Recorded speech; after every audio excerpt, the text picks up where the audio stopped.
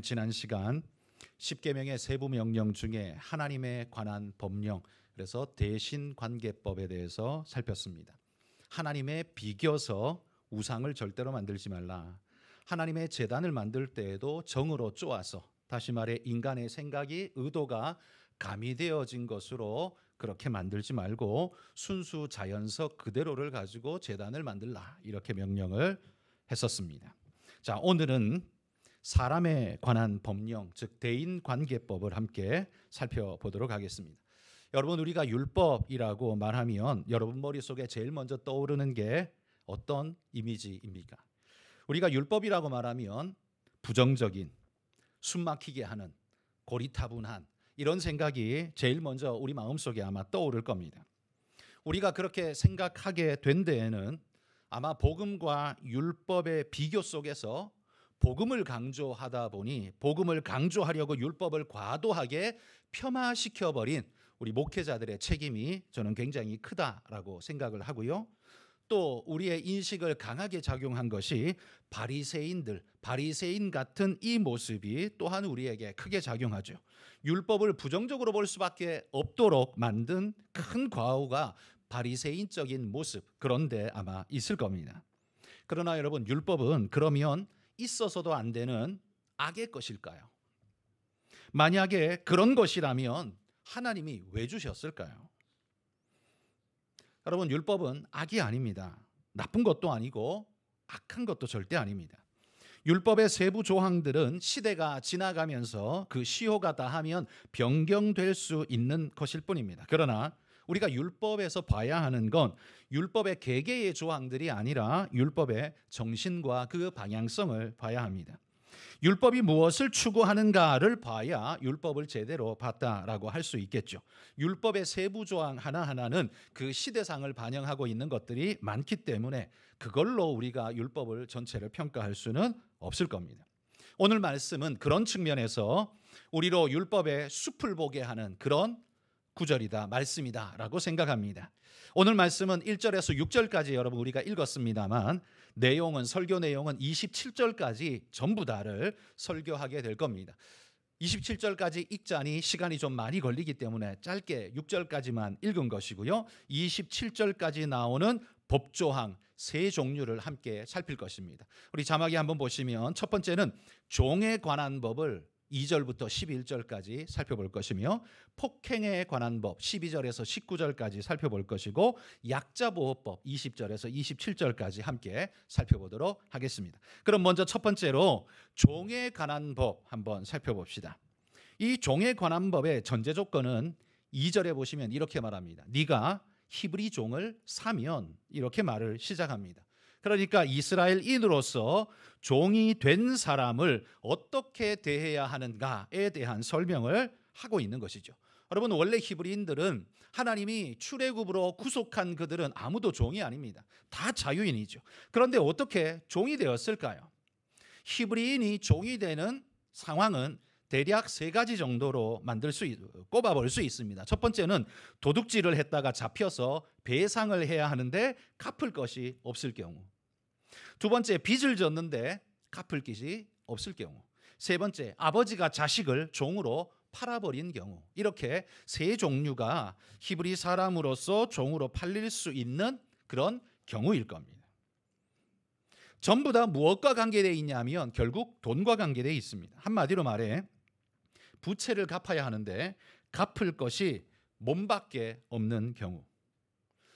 몸이라고 말하는 건 그 몸을 팔으라는 말이 아니라 사실은 그의 노동력으로 갚으라는 이야기입니다. 한마디로 이스라엘의 노예 제도는 부채를 갚기 위한 방편이라는 걸 우리가 알아볼 수 있습니다.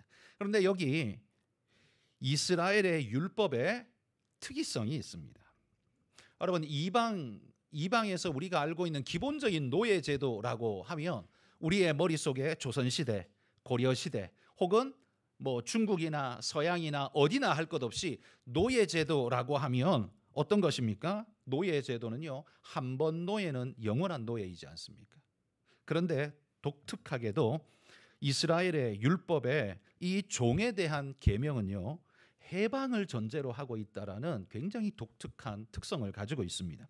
자, 2절 본문을 한번 보시면요. 네가 히브리 종을 사면 그는 6해 동안 섬길 것이요 7째 해에는 몸값을 물지 않고 나가 자유하게 될 것이며, 이 노예 제도를 이야기하는데 해방부터 선언하고 있는 게 이게 율법이란 말이에요. 6년간의 노동력으로 그의 모든 빚을 탕감받는다는 겁니다. 7번째 해가 되면 그는 아무 조건 없이 자유롭게 해방될 권한을 얻게 됩니다. 이걸 율법에 못 박아두었다라는 말이에요. 여러분, 세상 어떤 고대 국가가 노예제도 헌장 첫머리에다가 해방을 선언하면서 노예제도를 끌고 가는 나라가 세상에 어디 있습니까? 지구상의 그 어떤 고대 국가도요, 해방을 못 박아놓고 노예제도를 하는 나라는 단 한 나라도 없습니다. 그런데 이게 율법에 그렇게 못 박고 있다는 거예요. 성경이 노예나 종이라는 단어를 쓰고 있지만, 여러분, 그 노예라는 단어, 성경에도 노예제도를 두둔하네? 라는 느낌이 여러분에게 굉장히 불편하게 들릴지도 모르지만, 여러분, 이 율법은 지금부터 3,500년 전에 주어진 율법이라는 걸 전제했을 때 3,500년 전의 사건을 오늘날의 인식, 21세기의 인식으로 그들을 평가한다는 것, 그건 잘못된 일입니다. 왜냐하면 이 율법이 주어질 때 그 율법을 받는 1차 대상자는 3,500년 전의 사람이란 말이에요. 그들의 인식과 그들의 이해의 기초에서 율법이 주어졌는데 지금 21세기의 개념으로 그것을 평가한다는 건 어불성설이죠. 만약 그렇게 된다면, 만약에 그렇다면, 그럴 수 있다면 우리는 이렇게 다시 한번 우리 스스로에게 물어야 합니다. 그러면 우리가 그렇게 판단하는, 그렇게 이해의 베이스가 되는 오늘날의 우리 제도는 100% 완벽한 제도인가? 라고 우리 스스로에게 자문해야 합니다. 그러나 여러분 모두가 다 생각하다시피 우리의 제도는 절대로 완벽하지 않습니다. 오늘날 우리의 제도 역시 불완전하며 과거 시대를 함부로 오늘의 잣대로 평가해도 되는 그런 완벽성이 우리에게 없다라는 말이에요. 이런 모습 역시 어찌 보면 시대적 갑질 아닐까요? 어쨌든 하나님께서 그 시대의 질서 체계였던 노예 제도를 하나님은 뒤집어 엎지는 않으셨습니다. 그러나 새로운 질서를 명령하셨습니다. 노예 제도를 가리켜 너는 내 거라는 이런 개념이 아니라 노동으로 6년간 대신하는 것, 이렇게 인정하셨다는 말이죠. 고대 사회의 질서를 깨지 않으면서도 그를 해방시켜줄 합법적 방법을 마련해 두고 계신 것이 놀랍게도 율법이란 말이에요. 그런데 3절에 보시면 만일 그가 단신으로 왔으면, 이 단신은 홀몸이죠. 혼자 홀몸으로 왔으면 홀몸으로 나가고, 장가든 상태로 이 노예로 왔다면, 종으로 왔다면 함께, 부부가 함께 왔다면 부부 함께 나가는 것. 그리고 왔다가 홀로 왔는데 주인이 그에게 아내를 주어서 자식을 낳고 살게 된다면 7년째 되었을 때는 같이 나가는 게 아니라, 왜? 이 준 아내와 이들은 주인의 몫이고 주인의 소속이고 너만 나가라 라는 겁니다. 이게 지금 율법이 이야기하고 있는 바죠. 한마디로 말해 간단하게 말해서 이겁니다. 들어왔던 상태 그대로 리셋하는 겁니다. 그런데 단 부채는 완전히 소멸된다. 요게 바로 율법이 이야기하고 있는 바이죠. 혼자 종으로 왔으면 나갈 때도 혼자 나가라. 부부로 함께 왔으면 부부가 함께 나가라. 그러나 종으로 왔다가 결혼하게 되면, 그러면 너 혼자 일단 와서 부부가 된 것이니 너 혼자 일단 나가라. 요것이 기본이라는 말입니다. 자, 그런데 여기 율법의 또 다른 특별한 명령이 여기에 붙습니다. 어떤 명령인가? 신명기 15장 13절에서 15절인데요. 함께 읽어봅시다. 그를 놓아 자유하게 할 때에는 빈손으로 가게 하지 말고 내 양무리 중에서와 곧 내 하나님 여호와께서 내게 복을 주신 대로 그에게 줄지니라. 너는 애굽 땅에서 종되었던 것과 내 하나님 여호와께서 너를 속량하셨음을 기억하라. 그것으로 말미암아 내가 오늘 이같이 내게 명령하노라. 율법은 지금 이렇게 명령합니다. 종이 6년간 일하여 모든 것을 탕감받고 해방되어 자유롭게 나가기는 하는데, 그때에 빈손으로 가게 하지 마라. 이렇게 말합니다.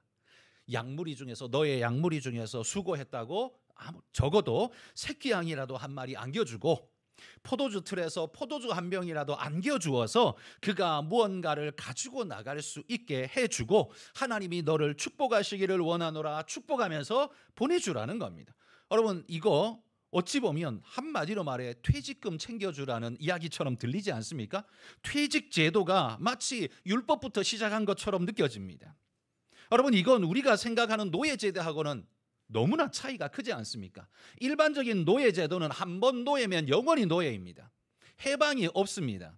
그런데 율법에는 해방을 전제하고 있고 그리고 해방될 때는 또 빈손으로 보내지 말고 그에게 선물을 주어서 왜요?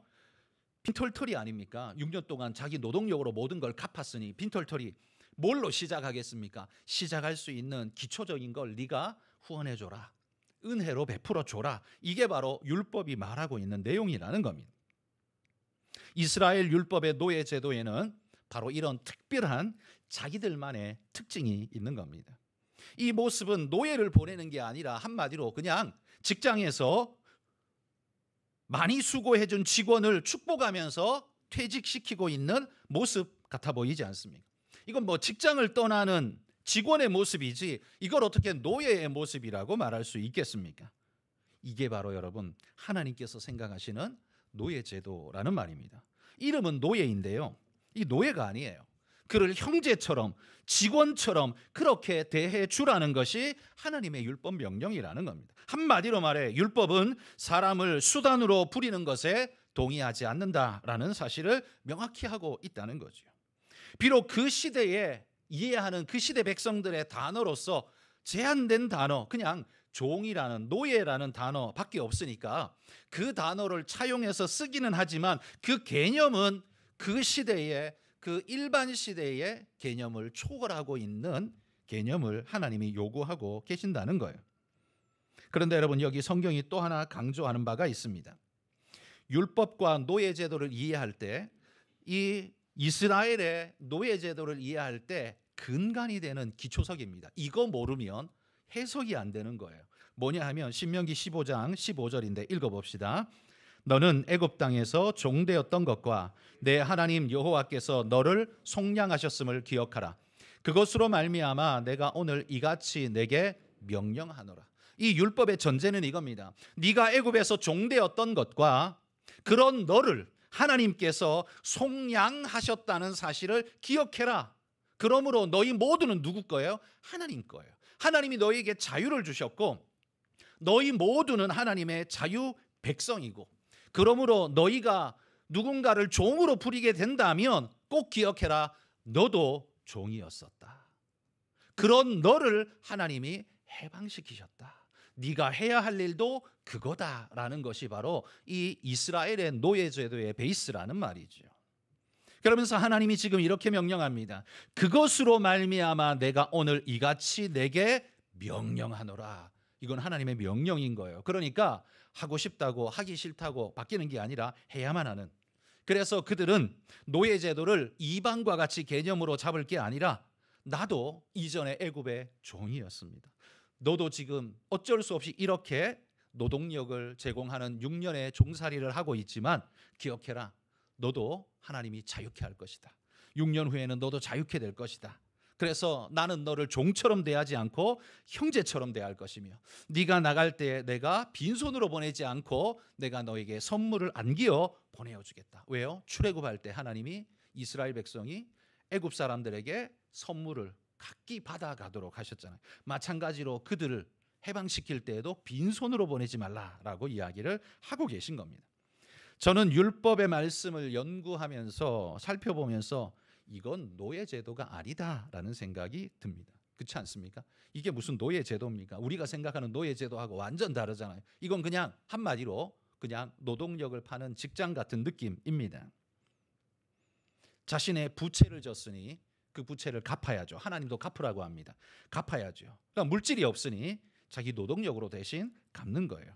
그러므로 여러분 이 우리가 일명 쉽게 말해서 노예제도라고 말하지만 율법이 말하는 노예제도는 엄밀히 말하면 노예제도가 아니라 부채 탕감법이다라고 부르는 것이 맞을 겁니다.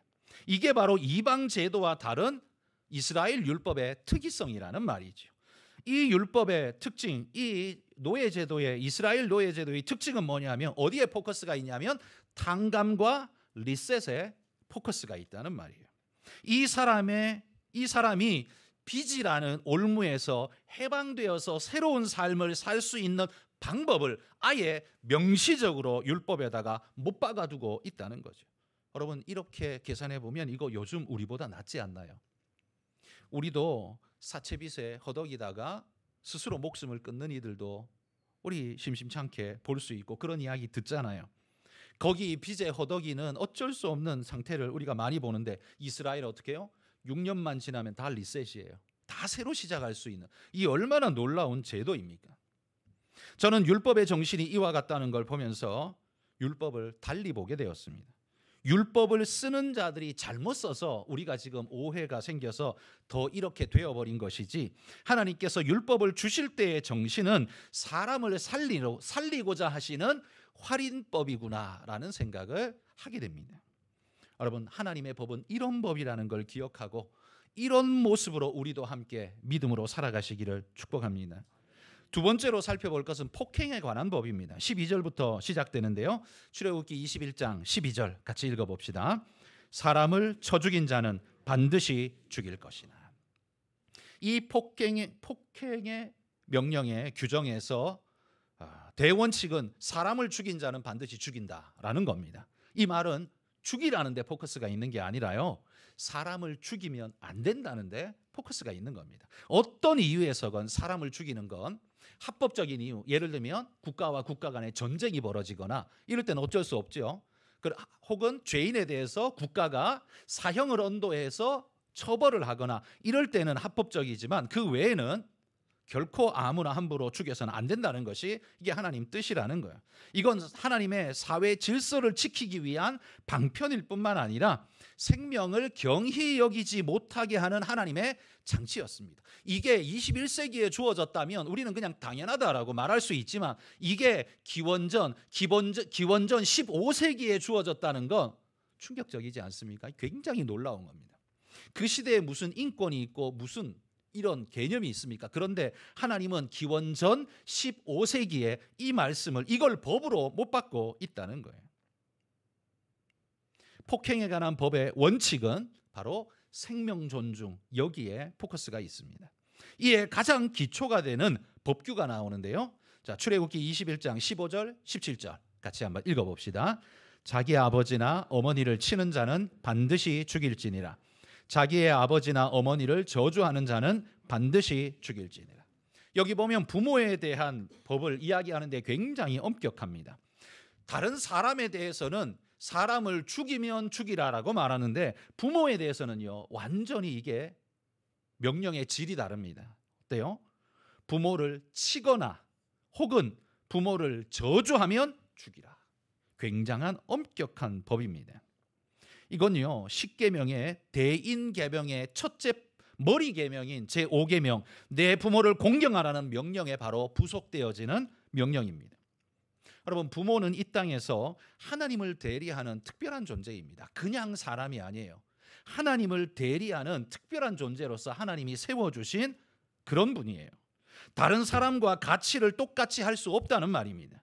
나를 이 땅에 태어나게 해준 생명의 근원, 근본적인 분은 하나님이시지만 육체적인 분은 우리 부모님이에요. 그래서 하나님은요, 그를 낳으신 부모를 경시하는 자는 그를 창조하신 하나님을 경시하는 것과 동일하다라고 지금 취급하고 있는 겁니다. 여호와의 이름을 망령되이 일컫는 자도 죽이지만 부모를 치거나 저주하는 자도 죽이라. 한마디로 말해 이 둘이 같은 계열에 서 있는 말씀 같다는 거예요. 평행구절 같아 보인다는 말입니다. 이건 이스라엘 사회를 지탱시켜주는 뿌리가 되었습니다. 모든 인간관계의 부속법들은요 다 이 법에 기초해 세워져 있습니다. 근데 또 하나 오늘 본문 중에 보면 살인하지 않았어도 죽여야 하는 죄가 하나 더 있습니다. 16절에 보면 유괴죄입니다. 유괴하는 죄. 유괴는 누가 합니까? 힘 있는 자가 힘 없는 자를, 약한 자를, 작은 자를 유괴하죠. 보통 어린아이를 유괴하든 뭐 여인을 유괴하든 이렇게 유괴를 합니다. 자신의 어떤 목적을 이루기 위해, 그것도 불법적이고 사악한 목적을 이루기 위해서 사람의 생명을 담보잡는 일, 이게 유괴 아닙니까? 이것에 대해서 하나님은 굉장히 엄격하게 말씀합니다. 그런 자는 죽이라는 겁니다. 그건 사람을 죽이지는 않았지만 그 사람의 생명을 빼앗은 것과 동일하게 지금 취급하고 계시는 겁니다. 굉장히 중한 죄라고 말씀하는 거죠. 이런 자는 반드시 죽이라라고 명합니다. 그런데 사람이요, 살인사건이 일어나는 현장에 꼭 가해자와 피해자가 꼭 반드시 딱 구분되어지는 그런 현상만 있는 건 아니죠. 누군가 의도하지 않았는데도 죽음의 상황이 벌어질 수가 있는 겁니다. 살인의 현장이 벌어지긴 했는데 이게 의도성이 전혀 없는 사고로 사람이 죽게 되면 이런 일 있을 수 있잖아요. 그럼 이럴 때는 어떻게 하는가? 이게 13절에 나오는 법령입니다. 자, 13절 같이 읽어봅시다. 만일 사람이 고의적으로 한 것이 아니라 나 하나님이 사람을 그의 손에 넘긴 것이면 내가 그를 위하여 한 것을 정하리니 그 사람이 그리로 도망할 것이며. 여러분, 여기 만일 사람이 고의로 한 것이 아니라면, 그런데 죽음의 상황이 벌어졌다면 한 곳으로 도망할 것을 명하고 있습니다. 이런 경우가 어떤 경우예요? 제가 자주 말씀드리지만 산에서 나무를 하는데 도끼날이 쑥 빠져서 훅 하고 도끼질을 하다가 쑥 뒤로 날아가 버렸는데 그게 하필이면 저 밑에서 나무하고 있는 사람의 머리를 맞춰가지고 그 자리에서 직사하게 되어버리는 일 있을 수 있지 않습니까? 이건 의도적으로 죽인 게 아니라 이거는 사고사로 일어나 버린 겁니다. 혹은 누군가가 수레에다가 짐을 잔뜩 싣고 이 경사지를 올라가는데 힘에 겨워서 혹은 실수해서 이 수레를 놓치고 미끄러져서 수레가 밑으로 경사지를 쑥 하고 빠른 속도로 쏟아져 내려가다가 그 밑에 있는 누군가를 쳐서 죽이게 된다면 이건 의도하지 않은 일이 벌어지게 된 거죠. 물론 그 사람의 분명한 실수입니다만 이런 일이 벌어질 수 있잖아요. 누구도 악한 의도로 의도한 것은 절대로 아닙니다. 이런 경우는 전혀 의도성이 없으나 사망 사건이 벌어졌으니 이거 어떻게 해야 될까? 바로 이것에 대해서 13절이 말하는 거예요. 근데 이 13절에는요, 우리가 두 가지 주목할 부분이 있습니다. 첫 번째 주목해야 되는 건 뭐냐면 이렇게 말합니다. 만일 사람이 고의적으로 한 것이 아니라 나 하나님이 사람을 그의 손에 넘긴 것이면, 정확한 가해자가 없는, 어찌 보면 우연스럽게 발생되어져 버린 이 사건의 사망사고는 이건 사람이 고의적으로 한 게 아니에요. 그럼 이건 누구 때문에 온 거냐? 이건 나 하나님이 사람을 그의 손에 넘긴 것이면 하나님에 의해서 이루어진 것으로 이해하고 받는다는 거죠. 하나님께서 그 사람을, 그러니까 그 사람은 피해자이죠. 그 사람을 그의 손에 넘긴 거면 그는 마치 가해자처럼 되어버린 그 사람. 하나님이 그 사람을 그렇게 넘긴 것이라면 그건 나로 말미암은 것도 아니고 너로 말미암은 것도 아니고 이게 하나님에 의한 거라면 이걸로 누구를 처벌할 수 있는가라는 말이죠. 인간은 알 수 없지만 하나님의 공의가 작동해서 그 사람에게 이 일이 일어난 거다라고 밖에는 더 이상 말할 수가 없는 거죠. 이 일이 주어질 때 아마 이스라엘 백성들 중에는 이런 생각을 하는 이들이 있었을 겁니다. 야, 아무리 우리가 다른 사람 모르게 완전 범죄를 꾸민다 할지라도 하나님에게는 숨길 수가 없으니 우연을 통해서라도 나를 하나님이 이런 식으로 징벌하실 수 있구나라는 사실을 아마 그들은 깨닫게 되었을 겁니다. 그러므로 죄는 반드시 그 대가를 치르게 된다는 경고하심으로 우리는 받을 수 있습니다. 또한 두 번째, 이 13절이 가지고 있는 우리가 주목해야 할 두 번째 부분은 뭐냐면 내가 그를 위하여 한 곳을 정하리니 그쪽으로 도망가라는 거죠. 한 곳. 이곳이 어디예요? 이곳이 바로 도피성이라는 겁니다. 근데 그곳이 한 곳이래요. 이 한 곳이라는 말은 하나의 성읍이라는 말이 아니라 한 종류, 한 특성의 곳이라는 의미예요. 자, 우리 그림 한번 보여주시면 도피성은요, 이스라엘 나라의 6개의 도피성이 있습니다. 요단강을 기준으로 서편의 3개, 동편의 3개, 6개가 있습니다. 저기 동그라미 원이 뭐냐 하면 저게 걸어서 저 파란색 성읍 이름 보이죠? 빨간 점이 성읍이고 그 성읍 이름이 파란색으로 지금 쓰여 있고요. 그것을 중심으로 원이 그려져 있는데 저 원이 뭐냐면 하룻길 안에 충분히 갈 수 있는 거리의 바운더리를 대략 이렇게 보여주고 있는 겁니다. 뭐 저거보다 빨리 걸으면 더 빨리 더 많이 갈 수도 있겠죠. 어쨌든 대략 이 정도의 바운더리면 하루에 충분히 갈 수 있다라고 생각한다면 보십시오. 이스라엘의 어디에 있어도 어디에서 사고가 나도 하루길이면 대략 어디든지 도피성으로 갈 수 있는 그런 위치가 된다라는 이야기입니다. 하나님이 그렇게 도피성을 정했다는 거예요. 왜 이렇게 정했냐 하면 누군가가 우연찮게 죽임을 당해서 그 사람의 고의도 아님에도 죽임을 당했다면 그 죽은 자의 형제들이 복수를 하러 갈 수 있죠. 복수를 하러 갈 때에 이 사람이 빨리 도망을 가야 되는데 어디로 피해야 되냐면 도피성으로 가야 됩니다. 안 그러면 딴 데 가면 살아남을 방법이 없어요. 오직 도피성으로 가서 이 판결을 받아야 되는데 도피성이 한 사흘길이야. 한참을 가야 돼. 그러면 사흘길 동안 따라잡힐 확률이 점점 높아지지 않습니까? 그러니까 복수할 사람들은요, 눈이 그냥 충혈되도록 쫓아가지 않겠습니까? 그러니까 이 사람은 잡혀 죽을 확률이 높아요. 그래서 하나님이 하룻길 안에 가도록 그렇게 하나님께서 배치를 하고 있는 거죠. 왜 이렇게 했을까요? 무고한 또 다른 희생이 나오기를 원치 않는 거지요. 무고한. 고의적으로 했다면요, 도피성 안에서라도 고의적으로 했다는 게 밝혀지면요, 그 사람은 끌어내어져서 죽임당합니다. 고의적인 사람은 도피성도 보호를 못해요. 그렇지만 고의가 아니라 이건 자연스럽게 하나님이 그에게 넘긴 것이다. 그 표현처럼 내가 한 게 아니고 이건 어쩔 수 없어. 이거 하나님이 하신 거야. 라고 한다면, 그게 확인된다면 그러면 그는 죽일 수 없고 도피성에서 살아야 합니다. 그 무죄하다라고 말하기보다는 어찌 보면 새로운 감옥 같지 않습니까? 도피성에서만 살아야 되거든요. 나올 수가 없거든요. 그러니까 감금 장소 같은 거예요. 그러니까 아무 탈이 없다라고 말할 수는 없지만 적어도 생명은 구원할 수 있는 겁니다.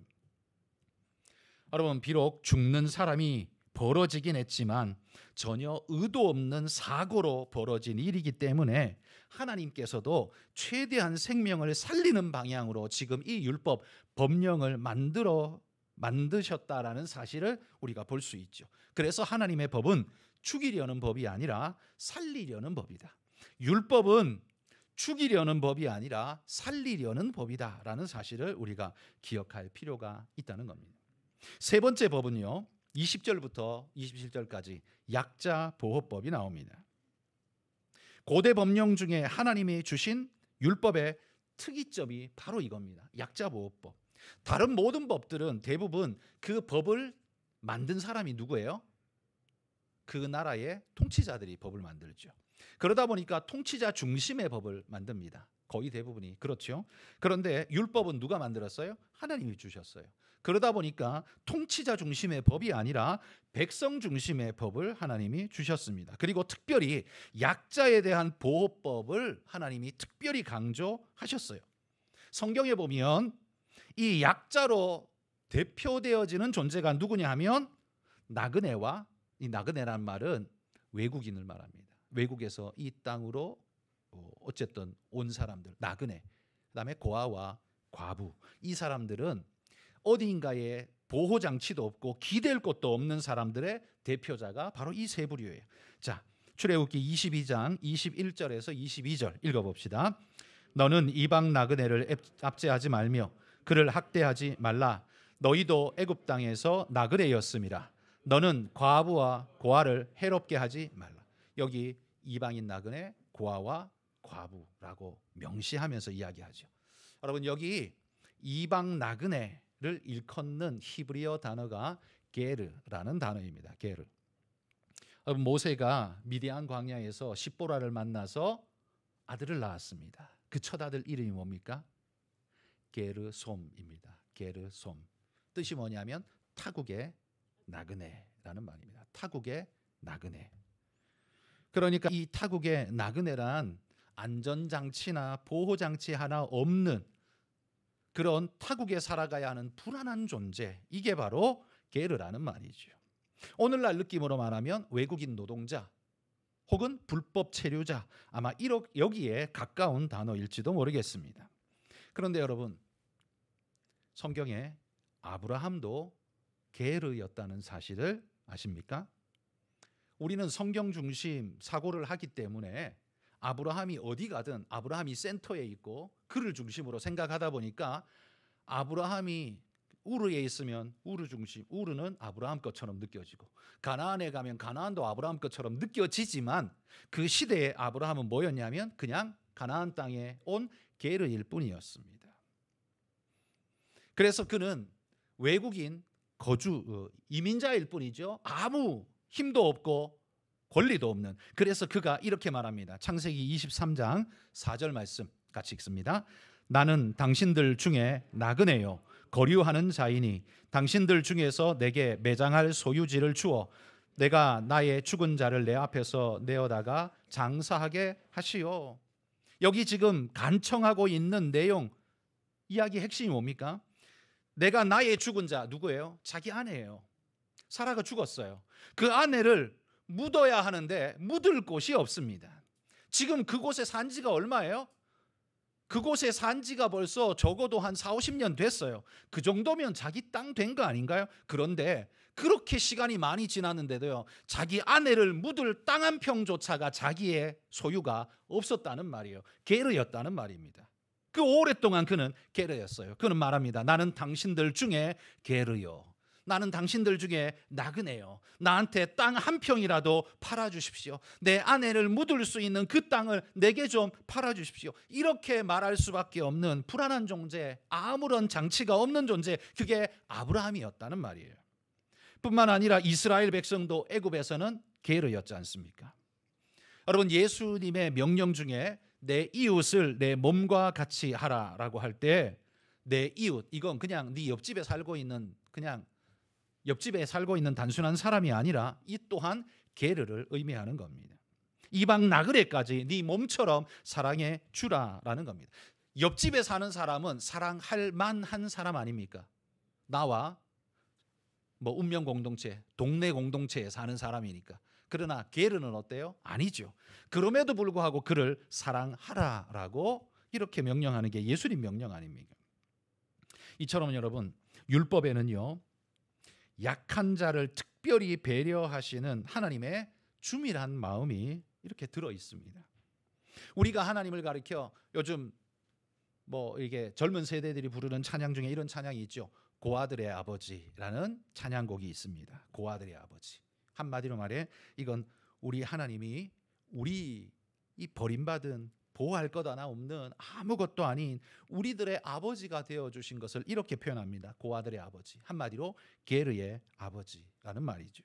그러므로 여러분, 약한 자를 이유 없이 건드리고 못살게 구는 건 게르의 아버지 되시는 하나님께 도전하는 행위가 된다는 사실을 기억하고, 여러분이 돈을 가졌던 힘을 가졌던 기회를 가졌던 뭘 가졌든 간에 그걸 사용하여 힘없고 약한 자를 괴롭히고 불법적으로 억압하는 일은 결코 하나님이 용납하지 않으시는 일이라는 사실, 게르의 아버지께서 용납하지 않으신다는 사실을 기억하고, 여러분, 우리가 하나님 앞에 어떻게 살아야 할지를 바르게 바라보며 바르게 살아가는 우리 모두가 되기를 소망합니다.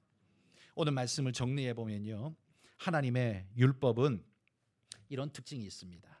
사회 질서를 세워주고 또한 약한 자를 세워주며 생명을 지켜주는, 이게 바로 율법이 가지고 있는 특징이라는 말이에요. 그래서 여러분, 이 10계명의 정신이 율법 안에 녹아 있지 않습니까? 이 10계명이 녹아 흘러서 십자가가 되었고, 그 십자가가 녹아 흘러서 그게 교회와 성도가 되었음을 기억해야 합니다.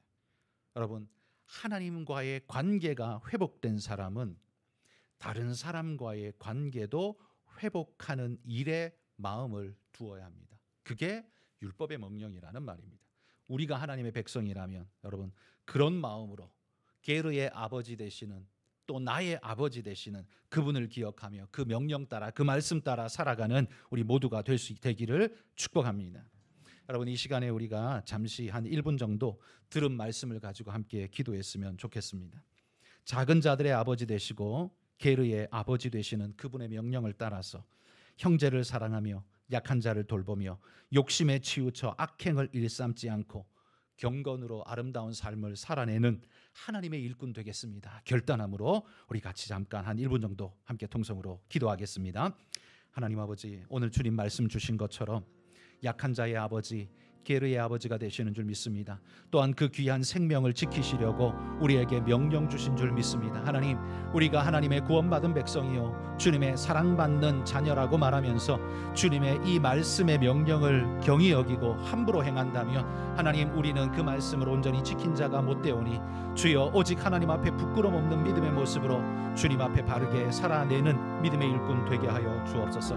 하나님, 게르의 아버지 되시는 하나님께서 우리를 지켜보고 계신다는 사실을 기억하고 오늘 이 땅에서 내가 어떻게 살아야 할지를 분별하며 하나님 앞에 바르게 칭찬받는 자로 세워질 수 있도록 하나님 우리를 세우시고 인도하여 주옵소서. 하나님 아버지, 감사합니다. 미련하고 연약한 자, 이 세상에 종된 우리를 십자가 대속으로 건져주시고 이제는 종이 아니라 자유인이라, 내 백성이라, 사랑하는 내 자녀라 불러주심을 감사합니다. 이제는 주님의 자녀된 우리가 우리 아버지의 성품을 닮아 그 아름다운 믿음의 삶으로 살아내며 많은 이들에게 은혜와 은총을 베풀며 우리도 예전에 종이었었음을 기억하고 게르의 아버지 되시는 하나님 말씀을 따라 살아내는 은혜 일꾼 되게 하여 주옵소서. 예수님 이름으로 기도합니다. 아멘.